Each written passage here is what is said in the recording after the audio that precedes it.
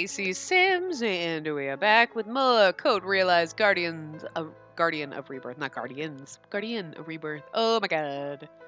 I love this game. I'm going to end up finishing recording this game and go through all the paths, and you guys are going to be on part, like, 10. I'm not even kidding. I think part 6 has been loaded at this point, and this is part, like, 19. That's how fucking far ahead I am. Because I play multiple parts of it. Like, I can't help myself. I love it. But it's also a weekend, so I'm like, screw it. I've only played, like, this is my 3rd part tonight, so. I only played 2 last night, but I do. Like, when I started playing this game, I was like, I just can't stop. Like, 6 hours later, I don't care! I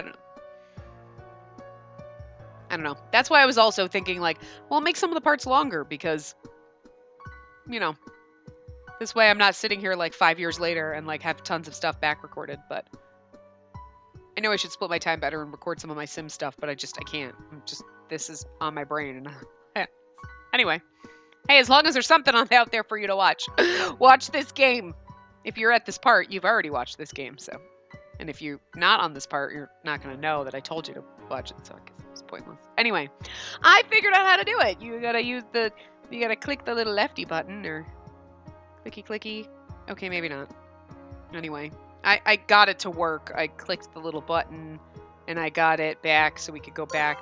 Oh, there we go. Yeah, so, okay. That's how we do it. So I rewound to this, so I could see. I look up and see countless versions of me that never were. They have no expression on their faces and simply stare out blankly. For some reason, they look sad to me. What am I? If what Finnis said is true, and I was created by Father, then why? For what purpose was I made? To be a weapon? Finnis. I wonder if he was like me, or was he something else entirely? We can find out if he shows back up. The only person who knows that is dead. I walk over to him and gently close his eyelids. The least I can do for him is a send-off.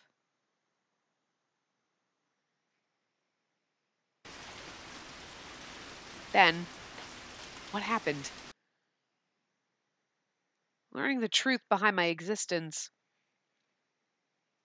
Finnis's sudden death. Saint Germain's beautiful face, just like, hi. Yeah, I stabbed you. I'm charming. I can't be mad at him. Too much has happened all at once, and by the time we leave, my memories are a blur. Later, Lupin and the others tell me.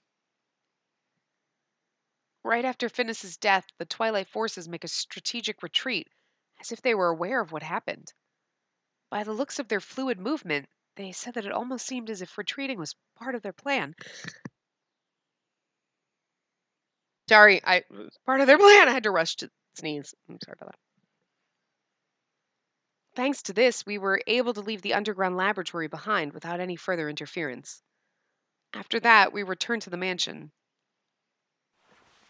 As for me, I haven't been feeling well since the confrontation with Finnis, and have stayed cooped up in my room. Lupin and the others have returned to the laboratory to investigate further, but they couldn't find anything more. They said that the documents with any key information had been removed by some unknown person. The reason why Finnis was after me, Father's whereabouts and his intentions, the terrorist attack Lupin worries about, how to cure my poison, the horologium, the reason I was created. We can't find the truth behind any of this.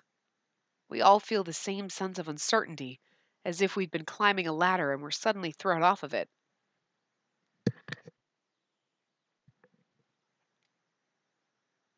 And tonight, I make a decision.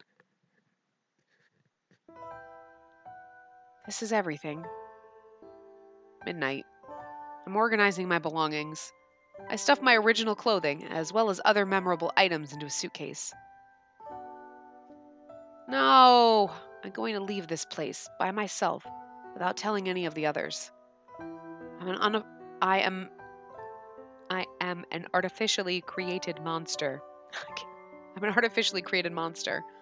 Deep down, I'd always believed that one day the poison would be removed, and that I would be a normal person. But I know that I'm not even human. It's not that I'm listening to Finnis, but because I'm a monster, I can't allow myself to rely on Lupin and the others here anymore. I myself am terrified of what I am, what must the others be thinking? That they love you and they don't care if you're a monster? Cece whines as if telling me to stay, and my hands stop in their work. I'm sorry, Cece, but I have to go. I can't trouble everybody any longer. I pick up the suitcase and go out into the hallway. In truth, it's not really about troubling them or anything like that. I just can't meet their eyes. I turned out to be a real monster. Just a doll created by a man to imitate the appearance of a human. The others here might look at me the same way that the villagers had in my past. And because they got involved with me, they might end up like Elaine. I step outside the mansion. I need to get away before they discover that I've left. But my determination wavers, and I can't help but look back, both at the mansion, back in my memory. There's a faint pain deep in my chest. Ever since Finnis touched me with that pendant he called a key, I felt a strange pain in my chest from time to time. Feels like the horologium grows warmer. Once the pain goes away, I look back up at the mansion. Everyone, especially Victor.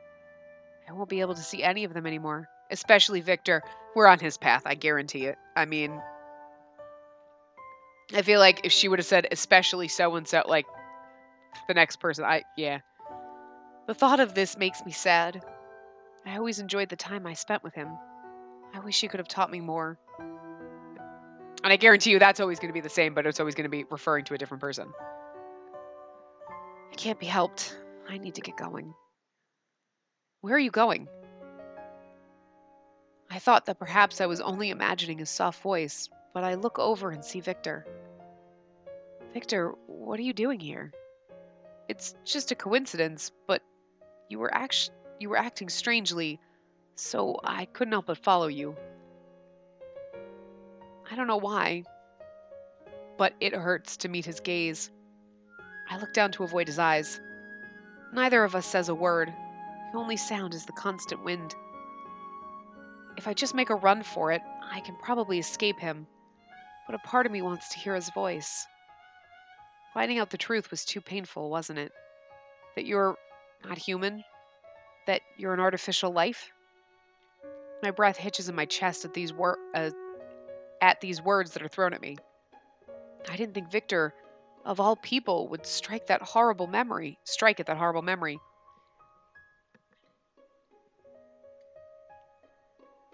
But what he says next is an even bigger shock to me. I'd always suspected as much. You're fundamentally different from a human. I knew that you were special. What? Being able to create life is a ridiculous concept. As an alchemist, I'll never be able to believe in it. But the horologium embedded in your chest, a body that can withstand that acidic poison, Isaac Beckford's daughter. Knowing about these things, and after spending time with you, I became certain of one thing. That you were a natural. A creation. Unnatural. That's really not a word that you should tell someone you're in love with, Victor, but whatever. But then, Victor had known all along that I wasn't human. Then how? What had he been thinking of me all this time? Just the thought of it makes me freeze up. I was going to keep it to myself. I thought the truth would be too painful for you to bear. You knew? You knew this whole time that I wasn't human? Bird! Yes. And did you think of me as a thing? As a monster? His eyes are so sad. Even without saying anything, it's clear to me how much he must have struggled thinking about me. After a moment, Victor speaks softly. No, I never once thought of you as a monster. Your life was artificial, yes, but I can tell you this with certainty, Spacey. You aren't just a thing. Things don't laugh or become sad on their own accords. And you're not a monster. Monsters don't love people. But you're different, aren't you? You consider us all your friends. You care for us. That's why you're not a monster. You're just a kind-hearted girl. I look up at Victor. His smile, lit by the moonlight, is very kind. It's so beautiful that it almost makes me cry. That's just like this whole. I was literally getting by like this whole scene. I can't. You can see him like got a stupid smile. Like this is so cute. Another pain in my chest, different from the pain of the horologium. Tiny, tiny ache. What could this be? It's love. You love him. Trust me, not a single one of us thinks you're a monster. Not now, not ever. Victor reaches out his hand to me. I hesitate, but timidly reach out to take it. And then he slowly dies! Ah! No, I'm just kidding. And he pulls me toward himself with great strength. Thank you for believing in me. He smiles the smile of one feeling true happiness from the bottom of his heart, and I feel embarrassed. I'm so sorry for worrying you. I'll go back to my room now, so don't worry about me. I move away gently and put the suitcase in my other hand. What about you? If he's going back, I'd like to stay with him for a little while longer, but... Oh, I have some business in town. I'm going to be gone for a bit. What kind of business? Nothing much. I just have to pick up something I forgot. Although Victor smiles as he says this, I can tell that there's a lie mixed in there somewhere. A bad feeling stirs in my chest. Are you sure you'll be all right alone? I'll be fine. I'm planning to be back by dawn. Make sure you get some sleep. Don't worry, just rest. I promise, I'll cure your poison. He says this, then leaves. Then, Victor is nowhere to be seen the next morning. He doesn't come back that day, or the next, or the one after that. Yeah, we're definitely on his path because this is going to be like all about a story about us finding him, and it's probably going to be the same thing for every single guy. I want to see something. Okay, yeah. I know what the name of his chapter is for chapter 9. Yep, here we go. If it's a wanted man, we're on Victor's path. Yes! Sinner. Ooh, earned the Sinner trophy. We're on Victor's path. Hopefully we get the good one. All right, guys, this is it. This is where it makes kind of a difference. We are on Victor's path. He is a boyfriend. We are going to hopefully get a good fucking outcome. So, I am not doing a guide for this one, but I just wanted to see the name of the chapter, so I could know whose path we were on. So I had to look that up. But yes, so we are on Victor's path, which again, I'm gonna guess that last scene would be different depending on which guy it is, and whatever. But anyway, a faint wind blows through the window. I look up from my reading and sigh. I thought this would help me take my mind off things, just a little. But I can't concentrate at all, and no matter what I do, I find myself constantly thinking about Victor. It's been several days since he disappeared. We still don't know where he went. In truth, I'd like to go looking for him too, but I've been strangely tired since the day Finnis died. The best thing to do right now is to rest at the mansion until this unpleasant sensation goes away. At least that's what Lupin and everyone else have been saying, so I've been following their instructions. Suddenly, I hear a knock at the door. Yes? May I come in? It's Saint Germain's voice. Could it be... Has Victor returned? I rush to open the door, but Saint Germain is standing there by himself, looking sad. I'm sorry, I don't have any good news for you. I thought you might appreciate a break and wanted to see if you'd like some tea. Thank you, Saint Germain. Although I'm thankful for the Count's concern, I can't help but feel disappointed that there's no news of Victor. You seem very worried. No, I'm sure Victor knows what he's doing. He must be all right. I know it. The lady doth protest too much, methinks. Saint Germain puts down his tray and takes a seat next to me. I'm not... protesting? Protestifying? Protestifying.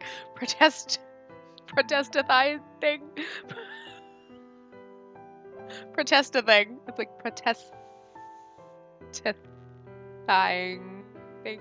Like, I'm just trying to think, like, how... That's not even, like, protest a thing. Now you sound as if you really are trying too hard to keep a stiff upper lip about this whole situation. Really? Yes. And when you've lived as long as I have, you become more sensitive to subtleties of the heart. It's very easy for me to tell what kind of state you're in right now. As Saint Germain smiles at me, I suddenly become embarrassed by his attention and look down.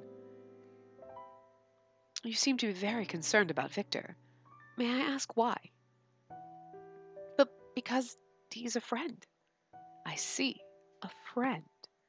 To me, it seems there's something more to your feelings for him. You think so? Yes, I do.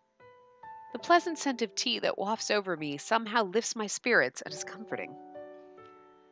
I think carefully before I speak, but when I do, the words pour out of me as if I'm releasing my feelings all at once. When I talk to Victor, my heart feels at ease. It makes me want to keep talking to him. I know I'll see him soon, but it's always painful to leave his side. Seeing him smile makes me very happy, but it also makes my chest ache a little. When Victor's sad or angry, it's like my emotions are riding a wave, and I don't really understand why. I just realized it looks like she's totally got a unibrow. Her eyebrows are just so super long. Did I say something funny? I apologize. No, there's nothing funny. What you're feeling right now is wonderful. It's more precious than anything. Saint Germain smiles kindly. I can't do much, but know that I'm on your side and that I'm rooting for you. Rooting? For what? When you realize what I mean, your world will expand by one more step. As soon as he says this, Saint Germain stands up and begins clearing away the tea that he had brought. We literally just sat down. Wait, we haven't had any yet. It's probably too bitter to drink now. I was so engrossed in our conversation that I completely forgot to pour it. But that's such a waste. Perhaps, but that's still no reason to force ourselves to drink awful tea. I'll go prepare a new pot. Will you wait for me? Let's make sure we get some quality tea time with some quality tea the next time around. Saint Germain smiles and leaves the room. While I wait for him to return, I sit there alone, thinking about what we had talked about earlier. Then, I realize that Victor has become a very significant person in my life. Just remembering Victor's face, telling me that I'm not a monster, that I'm just a kind-hearted girl, it makes a warm feeling spread in my heart. That's why I draw a small breath. Victor, where are you? I look out the window and whisper. It's a little too early for dinner. Everyone had returned to the mansion, still without being able to locate Victor or find any clues that would lead us to Father.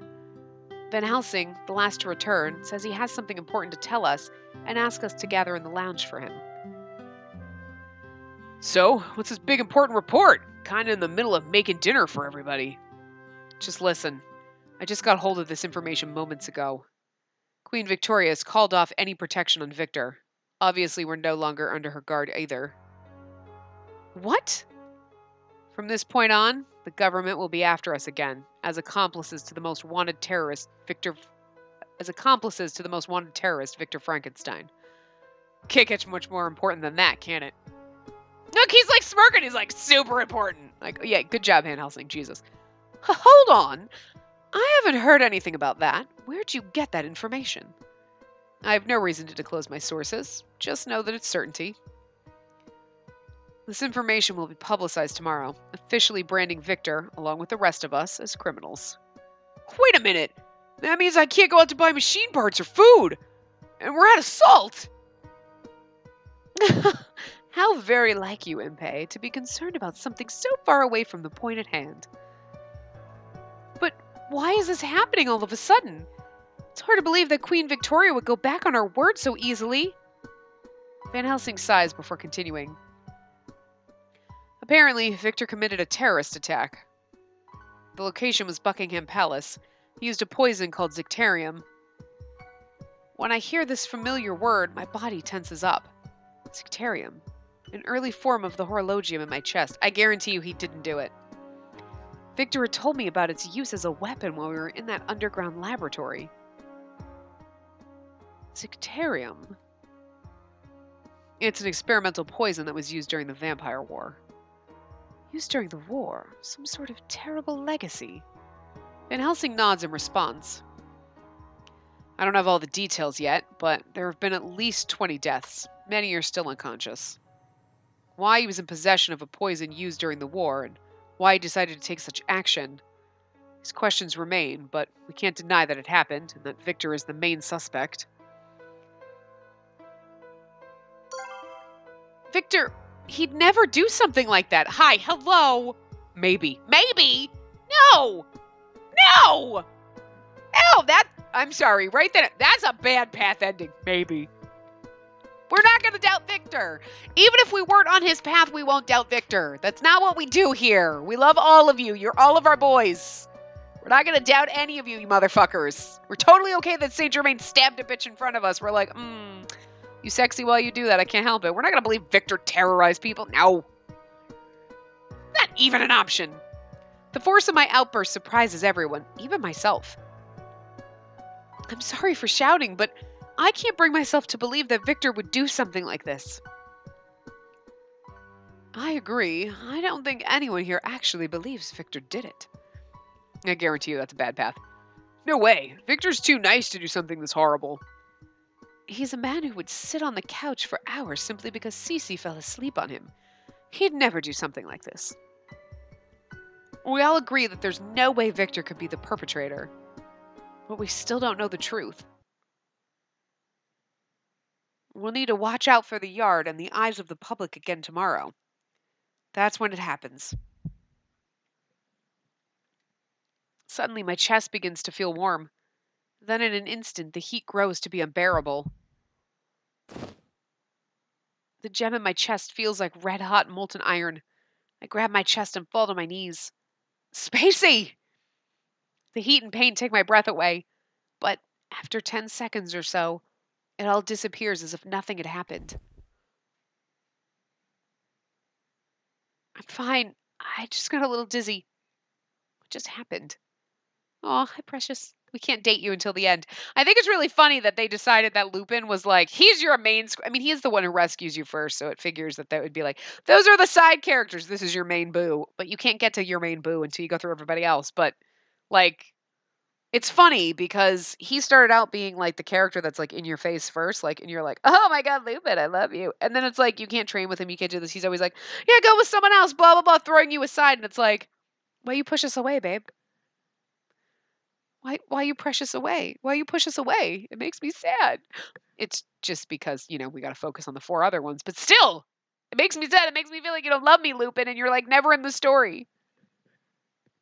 Compared to other people, like, I feel like he's more on the sidelines. But anyway, as I ponder this, I look down at my chest where the horologium is within me and notice something for the first time.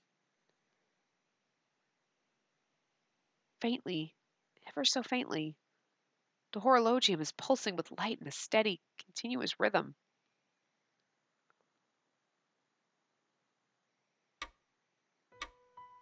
I can hear the sound of a clock ticking. After all that, I go back to my room. The light from the horologium at my body, ever since the encounter with Finnis in the lab, my body has definitely changed. I have a feeling that these changes aren't things to be happy about. But showing the horologium to a doctor probably won't solve anything.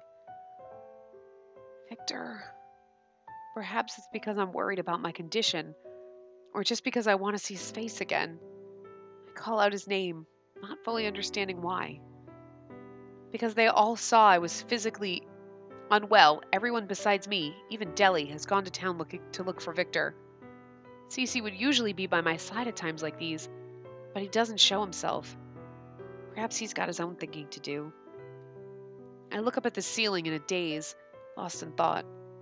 I am an artificial life, a homunculus created by my father. I am not human. I am a man-made monster. Stop it! Victor already told you we're not a monster. I have a sudden urge to see Victor's face. Victor, who had kindly smiled and said that I was just a normal girl. really want to see him. I don't know how long it's been. There's no telling when he'll come back. I'm alone in the mansion. I lay down on the bed to get some rest, but perhaps it's my anxiousness that keeps me from getting any slumber. I know that I should make my physical condition a priority, but I can't stop thinking about Victor. Oh, look at his precious face! Ever since we met, Victor seemed to be hiding something from everyone, especially me. I had thought that he was hiding the fact that I was a homunculus. Victor had said that he didn't tell me about that because he didn't want to hurt my feelings. But was that really all? This is just a hunch, but I feel like Victor is still hiding something from me. Maybe his secret is directly related to where he is now. Oh my god, he's got a wife. No, I think it's just because he was responsible for that gas attack that killed people. That was his memory, you know. I'm going to check out Victor's room. I know that it's rude to invade someone's privacy without their permission, but my concern for his well-being trumps my regard for propriety. Sorry, Victor. I'm coming in. I know he's not in there, but I apologize before stepping into Victor's room. The room is dark, but the moon shines in. It smells a little bit like Victor in here. I'm embarrassed to be thinking this and try to clear my mind of such thoughts. I start to search for clues about where he might be. That's why I'm here. There's no time to let my thoughts wander. There's so much paper. There are open suitcases on the floor and tall stacks of documents on his desk. I slowly look through everything, but find nothing. Moreover, there aren't many documents written in English, so I can't tell what most of them say. I continue digging through everything, although I feel guiltier by the moment. And then, finally, I discover something that might be a clue. The majority of the documents here are loose paper. I see one leather-bound book buried among everything. Maybe it's a journal. I flip through the pages, but most of it is formula that I don't really understand, along with a lot of technical terms. I see some notes in Victor's handwriting here and there, but nothing significant. Nothing here either. As I sit there, disappointed, a single sentence catches my eye. Oh. The moment I understand its meaning, my mind goes blank. Oh no. What does this mean? The book slips from my hands, but I'm too distracted to be bothered to pick it up. It's a single sentence in the corner of a page. It reads, I thought it was going to be something good, but maybe it's something bad. I don't know. It's my fault Spacey was created. I leave Victor's room and rush back to my own, almost as if fleeing from the words. I lay down on the bed to try to calm down. Suddenly, the words flow into my mind. Victor created me? It's his fault I was created. But he didn't do it. That's creepy. Now, okay, no, game, no, because that is creepy as fuck. We cannot have a romantic relationship with the person that created us that we keep calling father. That's just fucking creepy. I thought it was creepy, then in the second one, they're like, there's a path you can go down for Finnis. But Finnis is dead, but apparently not. I don't know how that's gonna work. I was just hoping that we get to know our brother, because otherwise that's just creepy as fuck. So, what the fuck? No. No. Does that mean Victor is my father? Ugh, I'm so creeped out now. Is Victor Isaac Beckford? That's impossible. Victor is still young. There's no way he could have a daughter my age. But that probably doesn't mean anything. I'm not a real human. I might not actually be as old as my appearance would suggest. No, he said it was his fault that I was created, not he's the one who created me, because he could have had something to do with, you know, the whatever the stuff was called that turned into the Horologion, and that's why I was created. So it's my fault that she exists because I found this, and then Isaac got a hold of it and created her. I think that's kind of what I feel like, at least should be, because otherwise this is creepy as fuck. In the remote chance that Victor actually is my father, it would mean that he's been lying to us this entire time. If it's true, what could he have been thinking while he was pretending to help us?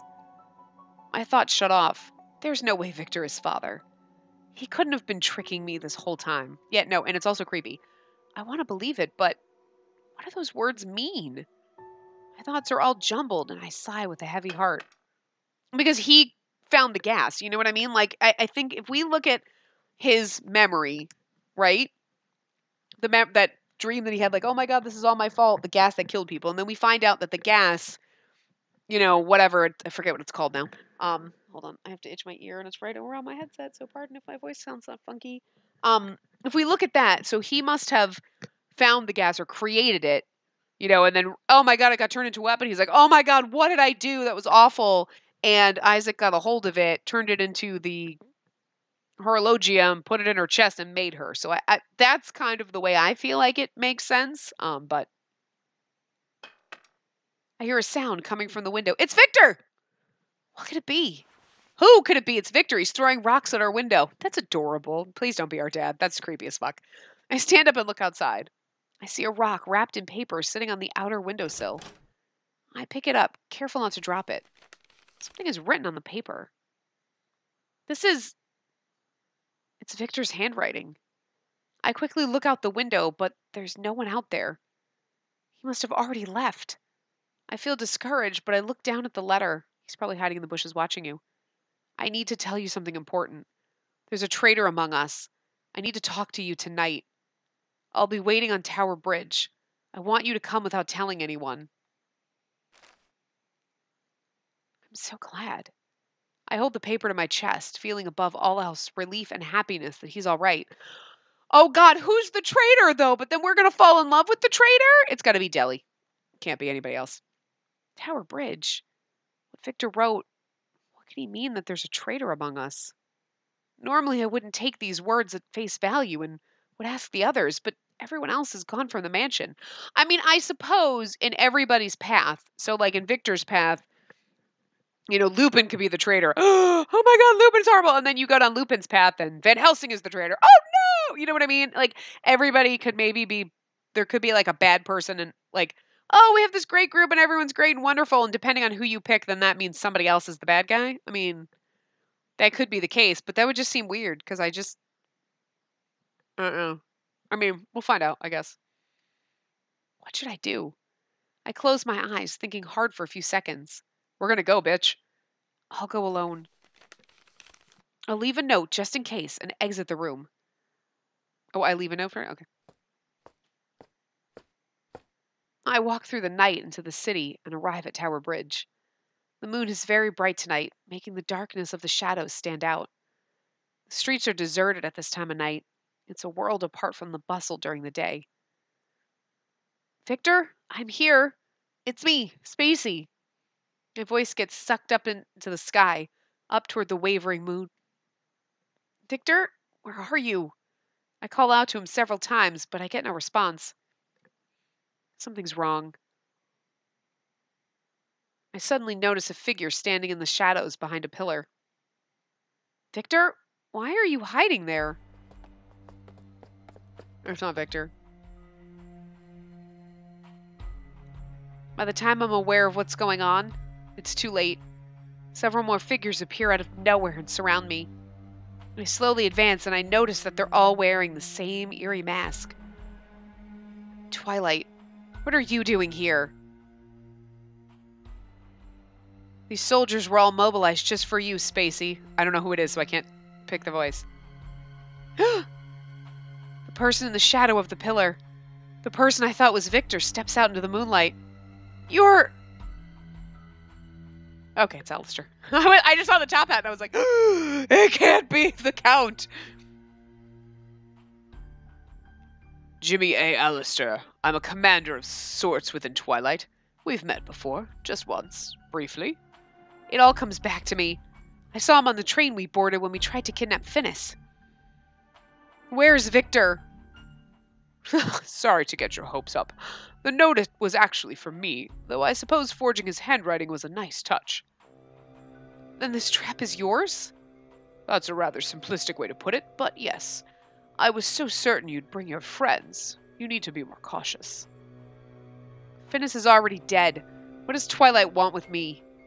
That's a very good question. Finis died thanks to your lot, and Twilight no longer has any reason to pursue you. But, at the same time, we're under the direction of a new organization. One much larger and more deeply sinful. A sinful organization? Ha! And the leader of this organization has told me to bring you to them. That's why I lured you all the way out here. You have a lot of difficult friends. Considering our losses in the past, I wanted to avoid head-to-head conflict. Who are you working for? Why are you after me again? Can you just give me a goddamn day off? Like, come with us if you want to know the answers. You'll find out who's behind us in no time. A larger organization, like the one the Count works for? Hey. As to make Alistair's words a reality, the soldiers slowly close in on me. I quickly go through my resistance options, but I'm unable to come up with anything effective against this many enemies. I can't flee or fight. Just as despair begins to creep in. Spacey! Victor. A flash of light blinds everyone, and a blast of sound assaults my body, shaking me to the core. I shut my eyes just in time, and someone grabs my arm. With the roaring noise and the dizzying light, it's hard to resist. Let's make a run for it. Follow me! That voice. Is that you, Victor? I mean, you had to know it was a flash bomb. Oh, hi! Please don't be our dad, because this makes us really fucking creepy. That's right. I came to save you. He grabs my arm as we run, and then lifts me up into his arms. Oh, how cute. I love this. Victor! Hold on tight, so I don't drop you. I'm taken aback by Victor's unexpected strength and can only cling to him. Oh, how nice of you to make such a dramatic entrance. Men, don't let them escape. The Twilight soldiers behind us start to move at once in response to his order. We need to get away as quickly as possible. I think Victor has the same idea, but... What? Victor turns in an unexpected direction. Not towards the end of the bridge, but over the side. Victor, why are we going that way? Take a deep breath. Here we go. He leaps up, jumping off the handrail, still carrying me in his arms. Oh, look at how pretty this is. It's so good. Oh, I like my armband. That's fucking hot. That thing is cool. I need to make me one of those. I know it's like the pattern on her shirt, but it looks like a thing. We fly through the air. Look at how adorable he is. Oh. I feel helpless as the ground vanishes from beneath us, replaced by water. I cling tightly to him with all my might. For a brief moment, I see the desperation on his face in the moonlight as I look up. Oh. At the same time, bullets begin to chase us down from the bridge. He grimaces for just a second. What could have happened? Oh god, he got shot. Before I can ask, we hit the dark, cold water of the river. In the darkness, I feel Victor gently take my hand and start swimming, guiding me forward. I thought I'd never see him again. There's so much I want to ask him. But right now, I mustn't let go of his hand. I start swimming, determined to hang on.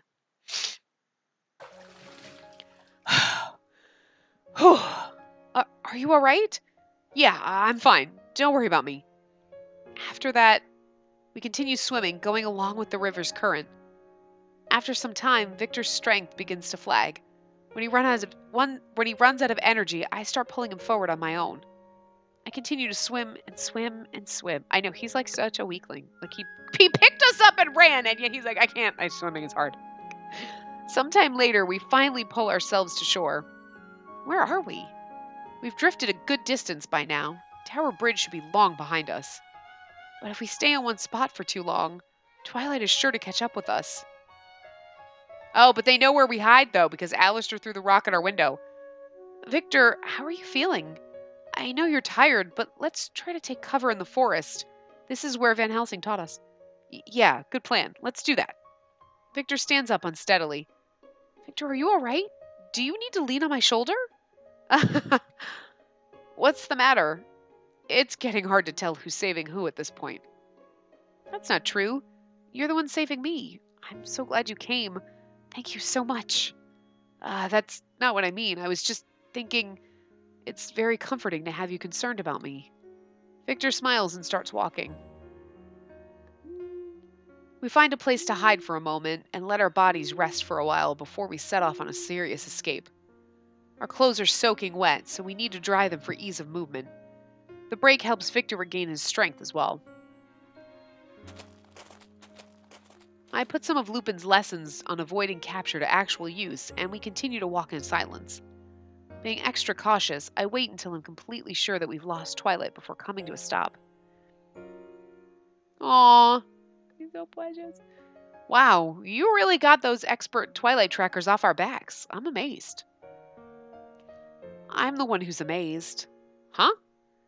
I didn't think you were the sort of person to take such risks. There's no telling what Twilight would do if they caught you. You're right. I was surprised at my own body I was surprised at how my body just moved on its own. On its own? Why? Who knows? For a split second, the words written in the corner of his journal crossed my mind. I brushed these thoughts away and cleared the fog inside my head. Victor, thank you for saving me. I couldn't have done anything on my own. And Victor, I'm so glad you're safe. I don't know which one was a good one. I don't know. They're both good. Like, what were you doing? But I feel like saying, I'm glad you're safe. I don't give a fuck what you were doing. Did I say something wrong? I was really worried about you. Oh, no. Hearing that makes me happy. I'm sure you have a lot of questions, such as why I suddenly disappeared. But that you're concerned about my well-being above all else makes me extremely happy. Okay, we did the right answer. Like, what were you doing? Might have been a still lit to in the normal path, but I want the good one, goddammit. Of course I am. You're important to me, and everyone else too. We're friends. I know. Thank you. And I love you. I mean, what? Anyway, I'm going to wrap this part up here because we're at 42 minutes. So we will read this when we come back in the next part. So I will see you guys next time. Remember to give the video a big thumbs up and subscribe to see more.